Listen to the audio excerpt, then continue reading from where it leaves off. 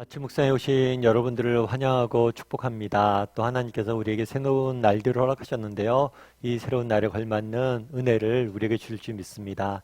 사실 오늘은 한 주간에 제일 힘든 날이죠. 그럼에도 불구하고 또 이렇게 말씀으로 또 기도로 찬양을 하고 시작했을 때 하나님께서 새 힘을 주셔서 새로운 은혜로 지켜줄 줄 믿습니다. 오늘은 노아의 아들들이란 제목을 가지고 창세기 9장 18절부터 27절까지 말씀 좀 더 살펴봤으면 좋겠습니다. 우리 22절과 23절 말씀 같이 한번 읽어볼까요? 같이 읽도록 하겠습니다.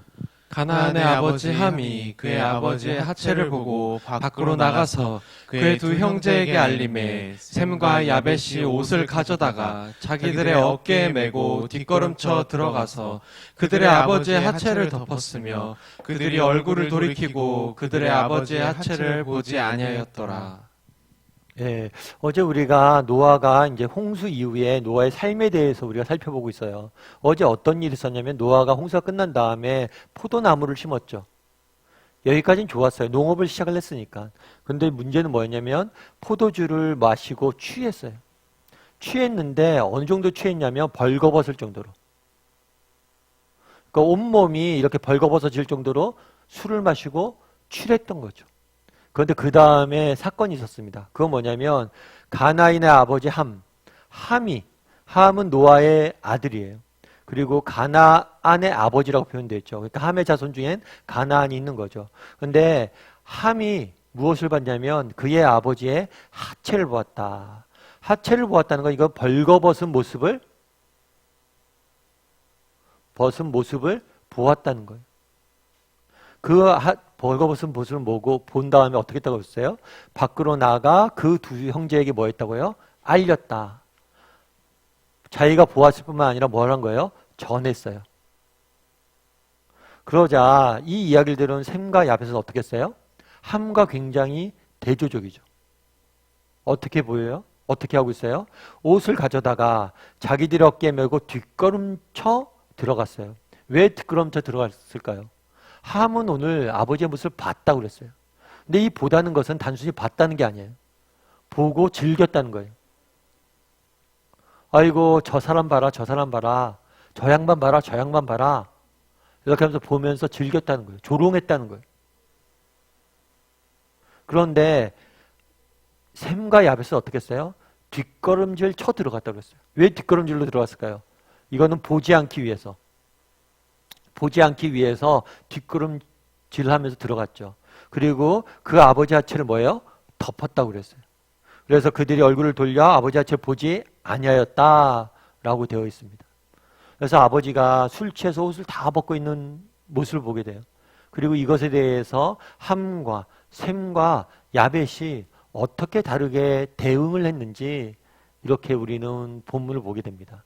그런데 이 사건이 단순히 여기로 끝나는 게 아니라 이로 인해서 셈은 아버지에게 저주를 받고 하나님에게 저주를 받고 함은 저주를 받고 셈과 야벳은 축복을 받아요. 그럼 우리가 그런 생각이 들 수 있죠. 아니 함이 왜 잘못이 그렇게 저주받을 정도로 잘못된 건가? 라는 의문이 들 수가 있어요. 그리고 그렇다면 함의 행동이 어떤 면에서 잘못된다는 거죠. 우리가 지금 배경을 좀 알아야 됩니다. 앞서 이야기한 것처럼 어제도 우리가 살펴봤지만 노아에게 하나님께서는 노아와 남은 사람들에게 새로운 사회를 건설하라는 소명을 주셨어요. 그러면 이 새로운 사회는 어떤 사회일까요? 정말 하나님께서 처음 이 땅에 인간을 지으셨을 때 그 모습 그대로 뭐 하는 거예요? 서로를 사랑하고 서로를 섬기고 서로를 존중하는 그런 사회를 만들기 바라셨던 거예요. 이제 그런 사회가 시작돼야 돼요. 그런데 그 시작부터 뭐가 들어온 거예요?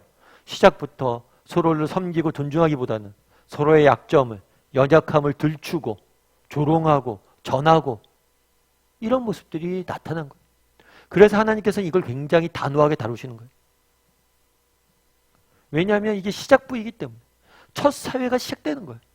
그런데 첫 사회가 시작되는데 그 첫 모습이 뭐예요? 사랑과 섬김이 아니라 서로의 약점들을 들추고 전하고 조롱하고 놀리는 그런 모습으로 시작되고 있다는 거죠. 그래서 이 사건에 대해서 굉장히 중요하게 다루고 있는 거예요. 그럼 우리는 어떨까요? 우리에게는 이런 함과 같은 모습은 없을까요? 사실 오늘날 우리 사회가 더하죠. 사실 오늘날 우리 사회는 하더라 통신이 많잖아요. 누가 했다 란 이야기만 있으면 그거의 진위 여부에 상관없이. 그래서 제가 읽어보니까 뭐 그런 걸 봤어요. 그러니까 기사를 봤는데 어떤 기사를 봤냐면 어떤 연예인에 대해서 안 좋은 소식이 나오잖아요. 근데 그것이 나중에 거짓임이 밝혀져요. 그런데 사람들이 거짓임이 밝혀졌다는 걸 아무도 기억하지 못한대요. 그냥 그 사진이 드러나고 소문난 거. 그 거짓, 그것으로 이미 그 사람의 연예계 생명 끝났다고 그러죠. 참 그런 경우들이 많겠다라는 생각들이 들었어요. 오늘날 우리 사회는 어떻습니까? 서로의 약점과 부족한 점이 나타나면 뭐예요? 들추고 전하는데 너무 익숙해져 있죠. 서로를 정말 사랑으로 보듬고 섬기고 하는 게 아니라 서로를 약점을 들추고 조롱하고 놀리고 그것들을 즐기는 일에 우리 사회는 너무 만연되어 있다는 거예요. 그럼 우리 사회만 그럴까요? 우리 자신의 모습은 안 그럴까요? 우리가 한번 돌아봐야 될 것 같아요. 정말 나는 다른 사람의 약점을 발견했을 때 어떻게 그것들을 대하는가? 정말 그것들 진심으로 감싸고 그들을 돕고 보호하려고 노력한 사람인지 아니면 그것들을 즐기는 사람인지 한번 돌아봤으면 좋겠어요. 참 저희 딸이 이제 고등학생이 되고 이제 공부하고 그러는데 고등학생이니까 너무 안 좋대요. 그래서 왜 안 좋냐 그랬더니 고등학교 되면 이제 성적이 나오고 이제 석차가 나오잖아요.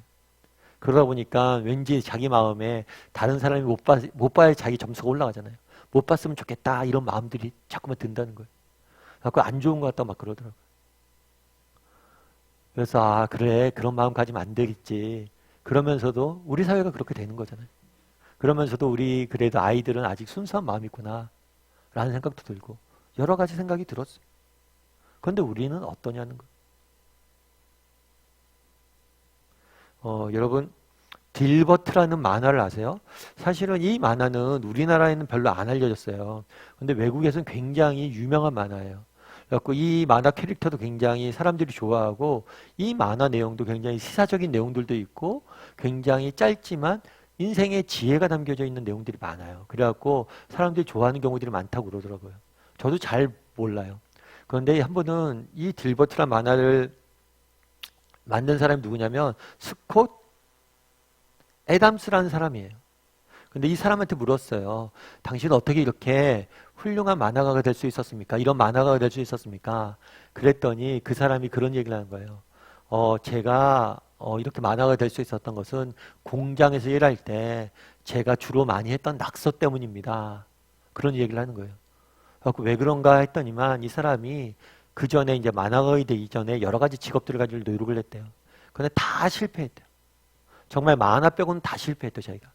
그런데 공장에서 한번 일할 때, 말단 직원으로서 일할 때 낙서를 하는 걸 좋아했대요.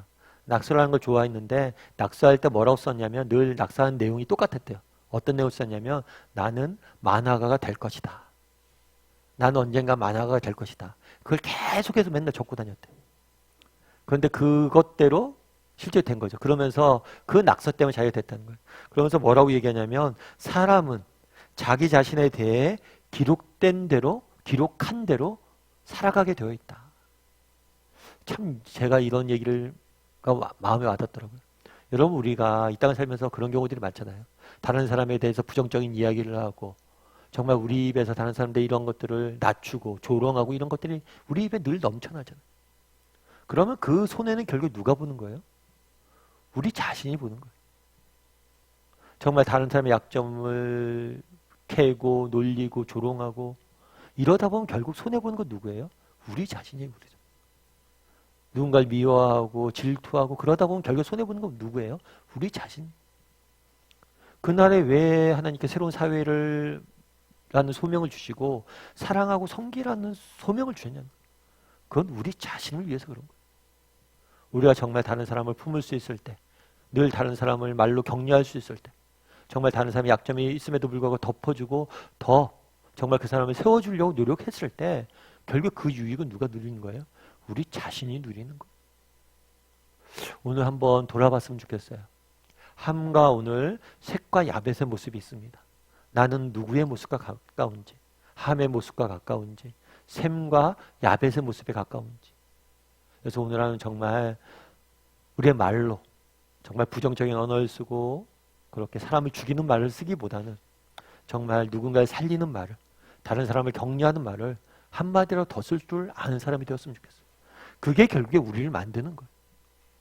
그래서 오늘 하루는 우리가 나는 어떤가, 나는 누구의 모습을 닮았는지 돌아보고요. 정말 말 한마디라도 정말 다른 사람을 세울 수 있는 말 한마디를 할 줄 아는 사람이 되었으면 좋겠어요. 그래서 직장 내에서나 가정 내에서나 누굴 만나도 오늘은 좀 살리는 말을 좀 할 줄 아는 사람이 되었으면 좋겠다는 소망이 있습니다.